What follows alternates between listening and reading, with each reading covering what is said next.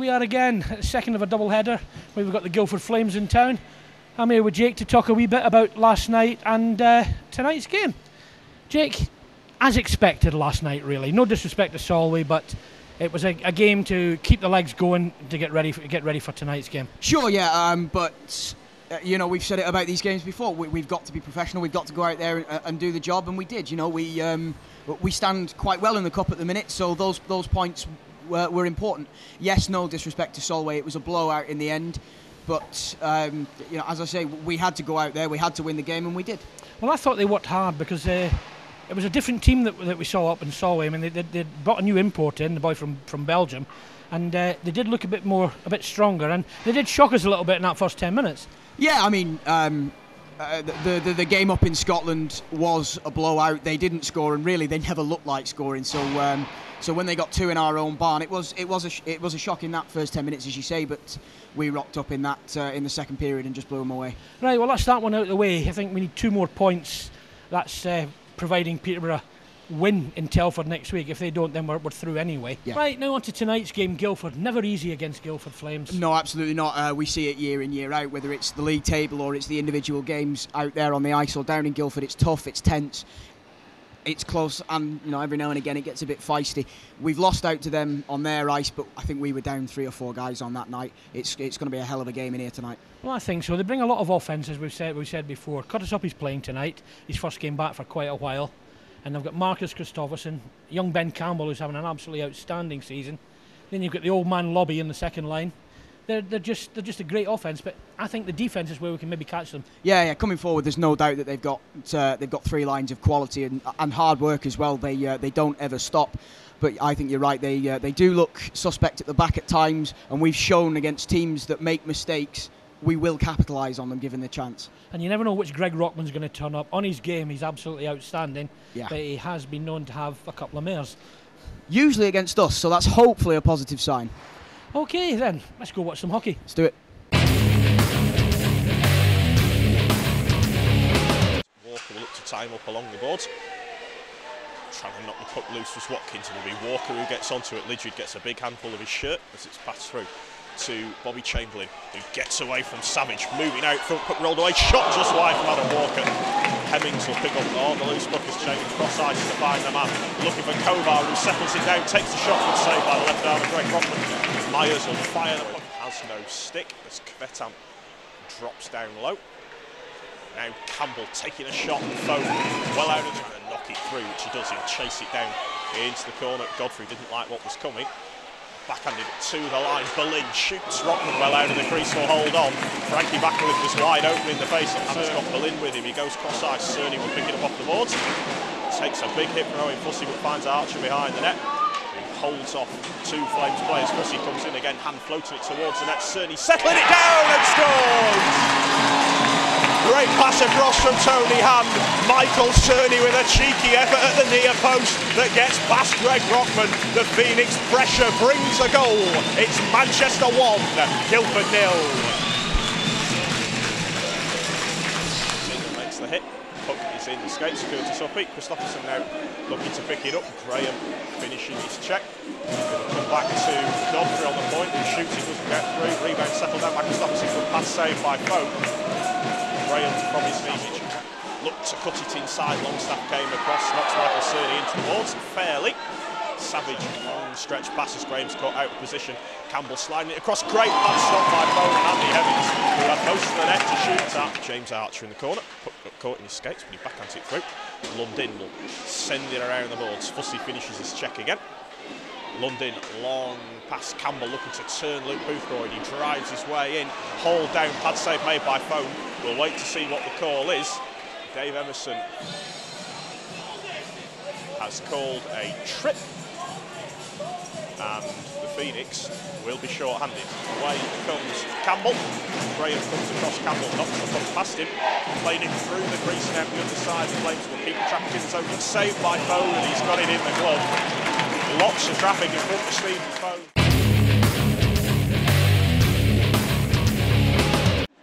Berlin will carry the puck away, feeds Michael Cerny. tries to flip it through towards Hand. The Flames intercept, lob it to centre ice. Berlin caught, pinching shot from Campbell, same way by phone rebounds, that comes off the post. Andy Hemmings had an open, taking his man into the boards. McKinney backhands out, Christopherson going backdoor chance, and they score. Curtis Uppy it is, who had completely lost his man at the back post, and the Guildford pressure has finally told. Curtis Uppy ties the game. It's Phoenix 1, Flames 1.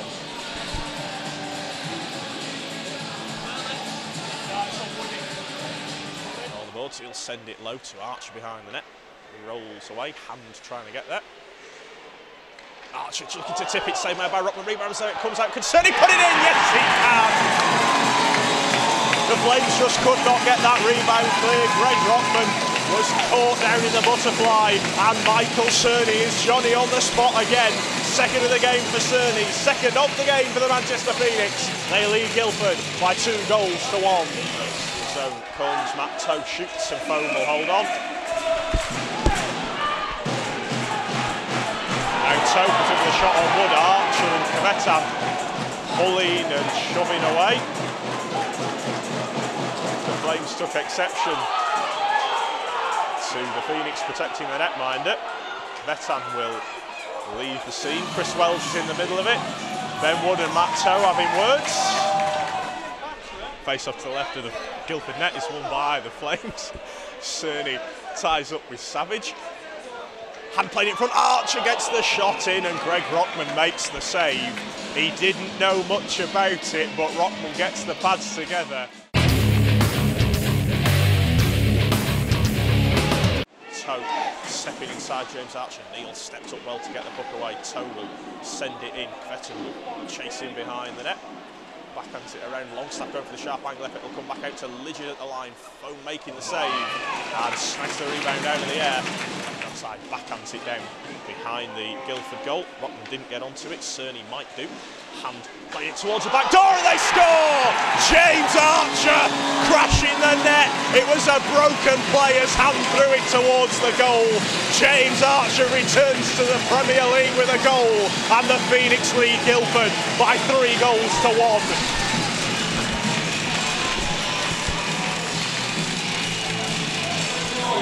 Scoop the backhander up the board to pucks there. Archer dispossessed. Hemmings looking to play it in front. Foam gets down tight on the post. Second time and it's gone in. It's a scruffy goal for the Guildford Flames as Andy Hemmings has managed to get it through the pads of Stephen Foam and into the back of the Phoenix net. It is a 1-goal game again. Manchester 3, Guildford 2. Fired up the boards, Berlin stepping up, puck knocked down into the corner. Kvetan played it out front and it's gone in again. Kvetan threw it towards the net. It may have deflected and it's hit the inside of the skate of Stephen Foam and gone back into the Phoenix net. And just like that, the Guildford Flames have tied the game. It's Manchester 3, Guildford 3. Thanks, look in the air. Huppy trying to glove it down and get the pass away. Graham sticking with him, does well and feeds Robin Kovar. Kovar knocking it through. Archer shooting just up over the crossbar. Boothroyd does keep it in at the blue line and works it down low to Robin Kovar. Kovar's pass, Thompson shoots it deflected down into the corner. Kovar spun around by Godfrey, gets it out, Thompson again, score! Thompson with a rocket. There may have been a deflection in front. The Ice Dome erupts as it goes right through the legs of Greg Rockman with 1 minute and 20 to go. The Phoenix lead Guildford by 4 goals to 3.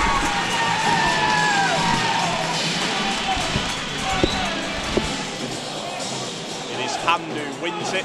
Kovar will hold it as long as he can. He fires it down the ice. It'll break loose. Cerny delays, tries to play it towards the empty net. Doesn't matter. Puck goes in. I don't know if it'll count or not, but the Manchester Phoenix will get the 2 points after a tremendous game of hockey at the Ice Dome. The Flames gave it everything. The Phoenix gave it everything. The goal will count, so it's going to be a 3rd for Michael Cerny. Final score at the Ice Dome is Manchester Phoenix 5, Guildford Flames 3. Well, here we are, Manchester Phoenix 5, Guildford Flames 3, and we're here with an old friend of ours, Andy McKinney, and another one over in the background, James Neal. And Andy, cracking game.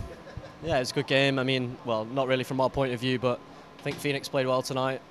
We had a lot of chances which we should have buried, but all in all, it was a good game, I guess. Fans. Tremendous pressure that first 10 minutes of the second period. Yeah, I mean, I thought in the second period we come out flying. You guys probably had the upper hand to start the game. You come out flying as you always do, and yeah, it was a good win for the Phoenix, I guess. But we've got some stuff to work on. Yeah, but one thing that does worry me, the Phoenix farm team scoring that goal. You know, Hoppy, Christopherson, and McKinney. Yeah, it was a good line, huh? Well, you learned your trade here. I know. Yeah, but I mean, Guildford. Again, another cracking third period. You did it last night and nearly brought it off as well. Yeah, I mean, maybe it's the bus, I don't know. But in the third period last night, we come out flying, and tonight as well. I think we need a bit of luck on our side. We're not really having much luck in front of goal. But maybe that's something we need to work on in practice as well. Yeah, we've been there. Ours just seems to be turning a little bit now. Yeah. Well, you've got some good scorers like Michael, Frankie, and Robin. When those guys want to play, then they want to play. But you enjoying yourself down there? Yeah, it's good. I mean, I'm at uni in London, so I'm back and forward to Surrey and back, and it's final year of uni, so just need to get it done. Yeah, well, we might see you back up here at some stage then. Definitely. Andy, thanks very much, mate. All right, cheers, mate. Thanks.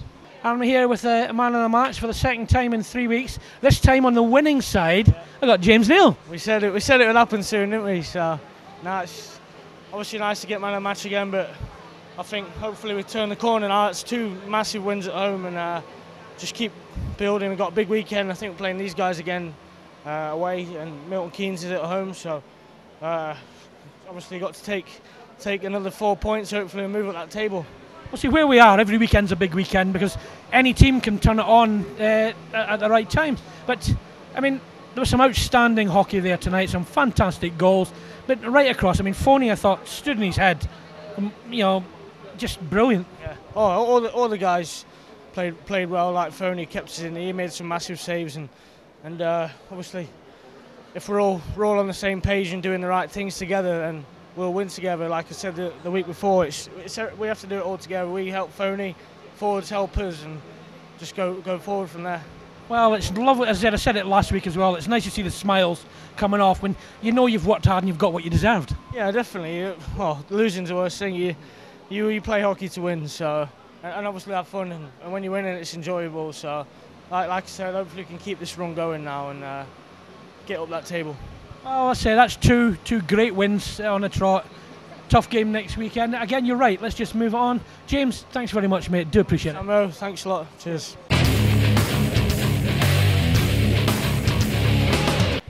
Right, we've got a bit of a special guest here with us tonight. As everybody's been aware around the community, especially on the forum and everything, we've got a little project from a team called Hearts and Minds. And I'm here tonight with the organiser of the Phoenix calendar, Hearts and Minds, and I think we're going to find out a little bit about it. Well, it was just generally, we were talking about what we could do new to raise the profile of our charity, Hearts and Minds, and to raise the profile of the Phoenix and the foundation. And we just brainstormed and said, why not get them to get the kit off? Right, well, we'll go over to Anna for that bit in a minute, but trying to stop me getting into a cold sweat here. Tell us a little bit about Hearts and Minds. Just what do they actually? What is their focus? What do they do? We support families who have children affected by autism, and we run a family support service. So if you have trouble with your school or your local education authority, and it's a minefield with all the legislation, we will send someone in to help you through that. And then we provide iPads with communication systems on for kids that are non-verbal, and we're actually applying to open autism-specific school in Greater Manchester. Of course, with autism, communication is the key, isn't it? It is the key. Because autistic kids can communicate, it's just that we don't understand how they're communicating. So it's about us re-educating ourselves as well. Well, absolutely. Communication is 2 ways. I mean, both parties think they're doing it right, but there's a connection needs to be made. The connection does need to be made, and with technology being the way it is, iPads and all sorts of tablets are accepted now, so it doesn't scream disability, look at me. And because we understand iPads, because they are luxury items and we all want one, with an autistic child it's a necessity. But we can now communicate with that child, and it's fantastic. My own son uses one to communicate. He tells me off with it, and being a bit of a layman on it, it would strike me that start to tackle the differences earlier because of the technology. Yeah, earlier intervention is the key. The earlier you intervene with autism, the better the outcome will be for that child. You've got to remember these children go into adults and they've got to enter society without the parents behind them, because obviously we all grow older, you know. That's the second dig at me tonight. Oh no, you're not spring chicken. Yeah, the spring sprung, I'm afraid, though. Right, I'm going to hand you over now to Anna to talk about the other bits about the calendar, which at this moment in time, yeah, well, I'll just leave it. So I've just been informed downstairs, we had a brief chat before, that the actual lads getting the kit off was your idea. Where's that come from? Have you done something like this before? No, not at all. I think I've been single too long. I've heard they're available for sale now. They're available. They will be on Amazon, eBay, and Calendar Club. And there's been a link all over Facebook, Twitter for the last couple of months now. Yeah. We've been generating loads of attention with it. It's still available for a week. Another week, I think it is, on Crowdfunder. Yeah, we had so much fun filming the little teaser that we did a couple of weeks ago. We really did have a good laugh, and I think that the laugh that we've had is shown in the actual calendar as well. I know that the lads have really enjoyed doing it. The pictures. It's not a naughty calendar, is it? It's fun. It's very tongue-in-cheek, and it's you can put them on your wall with your family around. It's not a naughty calendar. No, it is meant to be fun, and we hope that everybody enjoys the spirit of it and the reason behind it. Hats off to the lads for actually agreeing to do it. I never thought they would. I just went, ping, I know, naked calendar. No, they've all been brilliant sports, and I know that they've really enjoyed it, and the feedback we've had from the fans tonight has also been really positive. Mainly the women, I'm not going to lie. I think we've got Johan Berlin as Mr. January. I don't think anybody's going to complain about that. I don't think people are going to turn on to the next sheet. Roll on the new year, is all I'm going to say. I honestly think for the first time in 5 years doing Phoenix TV, I'm just about speechless. Brilliant, I've done my job then. But to be perfectly honest, get the calendar. It's for a fantastic cause. The funds can really help what Hearts and Minds are doing, and it's just brilliant. So please go on. I mean, I might even buy one and give it to somebody as a Christmas present, I think. Cheeky Christmas present, I think, is the idea. Yeah. Thanks very, very much. It's great to see you come on here, and let's hope it's a huge success.